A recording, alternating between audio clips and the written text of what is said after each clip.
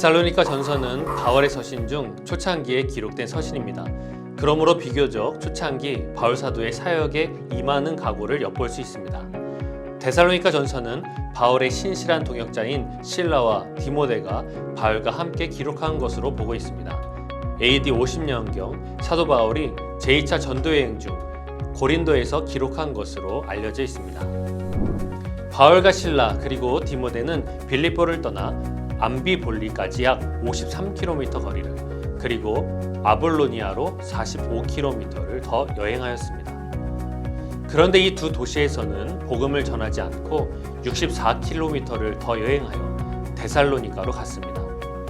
바울 일행은 이곳의 회당에서 약 3주 동안 사역을 하였으며 많은 사람들이 회심하는 것을 보았습니다. 하지만 문제가 생겼습니다. 부활하신 예수님께서 세상의 진정한 왕이심을 알리는 바울의 선포 때문이었습니다.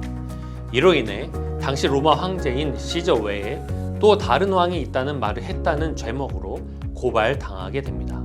실제로 회당에는 이방인 개종자, 즉 헌신한 헬라인이 많이 있었는데 약간의 유대인들과 함께 이 개종자들이 열정적인 반응을 보였습니다.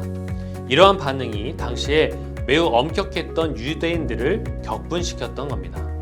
이들은 폭도들 같은 무질서한 상황을 연출하여 그리스도인들을 당황하게 하였으며 바울의 사역을 크게 방해하였습니다. 그러자 믿음의 사람들은 바울과 그의 일행을 위해서는 이곳을 떠나는 것이 최선이라고 생각하고 권유하였습니다. 이 의견에 따라 바울 일행은 베레아를 경유하여 아덴 지역까지 갔습니다. 이 사건은 바울에게 매우 괴로운 일이었습니다. 왜냐하면 바울과 실라는 데살로니가 사람들을 정말 사랑했기 때문입니다. 그래서 이 편지는 바울이 데살로니가 교인들과 다시 연락하기 위한 것이기도 하였습니다. 아덴에서 바울은 연약한 데살로니가 교회를 격려하기 위하여 디모데를 데살로니가로 보내고 교회의 소식을 가지고 오도록 하였습니다. 디모데는 고린도에서 바울과 합류하여 데살로니가의 굳건한 신앙의 모습을 전하였습니다. 데살로니가 전서는 마치 목자가 성장하는 양머리들에게 보내는 서신과도 같았습니다. 바울은 예수님을 향한 데살로니가 교인들의 신실함에 대해 감사하며 격려하고 그들이 예수님의 제자로서 계속해서 성장하기를 도전하였습니다. 데살로니가 전서의 가장 두드러진 특징은 종말론적 주제가 지배적으로 나타나고 있는 점입니다. 데살로니가 전서 1장과 4장에 보면 예수님은 다가올 진노로부터 우리를 구해내실 것입니다. 이때 그리스도 안에서 죽은 자들이 먼저 일어나고 살아남아있는 우리가 공중에서 주님과 만나기 위하여 구름 속으로 끌려 올라가게 될 것입니다. 이어지는 5장에서는 그리스도의 재림을 밤에 도둑같이 오시는 것으로 표현합니다. 이때 그리스도 예수님을 믿지 않는 사람들은 슬피 울게 될 것입니다. 따라서 그리스도께서 다시 오실 것임을 아는 그리스도인은 낮에 속한 자로 합당한 삶을 살며 그리스도 예수님의 다시 오심을 대비해야 합니다.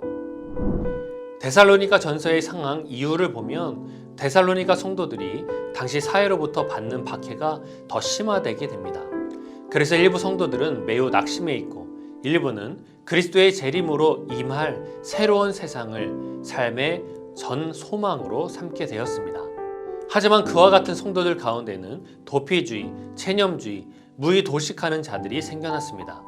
이들은 사회생활을 외면하고 책임을 망각한 채 오직 재림의 시기에 연연하였습니다. 그러므로 사도 바울은 박해받는 성도들에게 주님의 재림 시에 받을 보상을 상기시킵니다. 그리고 재림의 때에 열중하는 자들에 대해 이단에 미혹될 것을 경계합니다. 특히 무의도식하고 현실 도피적인 생활을 하는 자들에게 데살로니가 후서에서 본분과 책임을 다할 것을 강조하고 있습니다. 데살로니가 전서의 매우 큰 특징은 바울이 그의 이방인 회심자들에게 썼던 첫 번째 서신이라는 겁니다. 실제로 바울은 이제 막 그리스도 예수님을 영접하여 갓 회심한 구원받은 사람들에게 데살로니가 전서를 기록했습니다.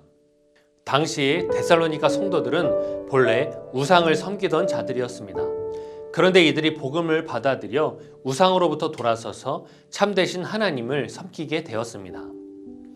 이제 그들에게는 어떻게 사는 것이 하나님을 기쁘게 하는 것인가 하는 문제가 중요해졌습니다. 바울은 데살로니가 전서 3장에서 그들을 향해 각각 거룩함과 존귀함으로 자기의 안에 대할 줄을 알고 하나님을 모르는 이방인과 같이 세욕을 따르지 말라고 합니다. 또한 이 일에 분수를 넘어서 형제를 해하지 말라고 말합니다. 왜냐하면 이 모든 일에 주님께서 신원하여 주시기 때문입니다. 사도 바울은 하나님께서 우리를 부르신 것은 더러움에서 살게 하려는 것이 아니라 거룩함에 이르게 하려는 것이라고 강조합니다. 사도 바울은 희망에 찬 기도로 서신을 시작한 것처럼 데살로니가 전서를 통해 권면한 모든 내용들을 역시 그리스도의 은혜 위에 맡기며 서신을 마무리 짓습니다. 평강의 하나님께서 거룩하심으로 성도들의 삶에 함께 하실 것입니다. 또한 왕이신 예수님이 돌아오실 때까지 믿음의 사람들을 온전하고 흠이 없게 하실 것이라고 말씀합니다. 데살로니가 전서를 더 자세히 알고 싶으신 분은 레츠 통독 데살로니가 전서를 누르고 직접 읽어보시길 바랍니다.